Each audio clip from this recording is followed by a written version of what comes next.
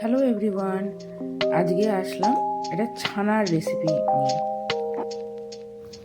60-40 রেশিওতে আটা ময়দা মিক্স করে একটু নুন, চিনি, সাদা তেল দিয়ে ভালো করে ময়াম দিয়ে উষ্ণ গরম জল দিয়ে একটা ডো বানিয়ে সাইডে রেখে দেবো। ডোটা খুব নরমও হবে না, খুব শক্ত হবে না, একটা মিডিয়াম টাইপের ডো হবে। এবারে প্যানের মধ্যে সাদা তেল দিয়ে জিরে ফোড়ন দিয়ে প্রথমেই দেবো পেঁয়াজের পেস্ট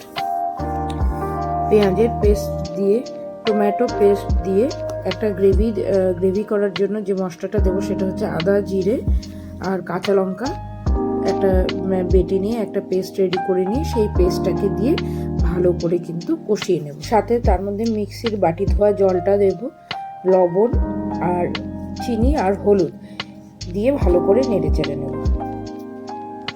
এবারে জিরে গুঁড়ো, ধনে গুঁড়ো দিয়ে আবারও ভালো করে কষিয়ে নেব।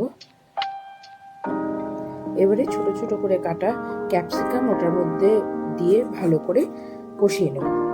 একটু কিশমিশ অ্যাড করব, করে আবার ভালো করে ওটাকে কষিয়ে নিয়ে যে ছানাগুলো ছিল আমার কাছে একটু কাশ্মীরি লঙ্কার গুঁড়ো দিয়ে সেই ছানাগুলো ভালো করে মিলিয়ে নিব গোটা মশলাটার সঙ্গে। মাঝখানে একটু বাটার দিয়েছি, এটা অপশনাল, কেউ চাইলে দিতে পারে, না চাইলে নাও দিতে পারে। একটু বাটার দিয়ে ভালো করে কষিয়ে নিয়ে হালকা একটু জল দিয়ে কসুরি মেথি দিয়ে একটু ফুটিয়ে নিয়ে একদম মাখা মাখা করে করলেই কিন্তু রেডি হয়ে যাবে। এই খাবারটা খুব ভালো লাগে খেতে, খুব সিম্পল আর খুব তাড়াতাড়ি হয়েও যায়। লাস্টে কিন্তু গরম মশলার গুঁড়োটা দিতে একদম ভুলবে না, ঘিও দিতে পারো, ঘিটাও খুব ভালো ফ্লেভার অ্যাড করে। আমি খানিকটা দুধের সর দিয়েছিলাম, তো সেটাও অপশনাল, কেউ চাইলে দিতে পারে, না চাইলে নাও দিতে পারে।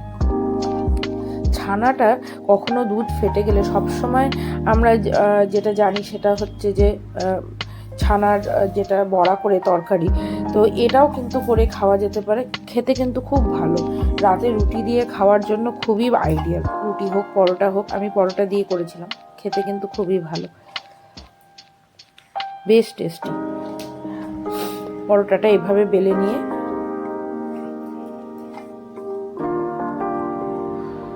এটা কিন্তু সবাই ট্রাই করে দেখবে।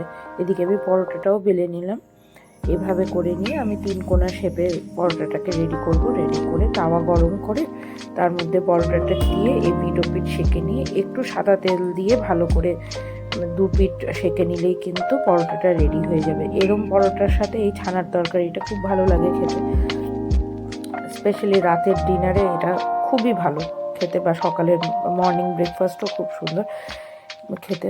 খুব সিম্পল, খুব ভালো একটা রান্না, যারা যারা ট্রাই করবে অবশ্যই কিন্তু জানিও।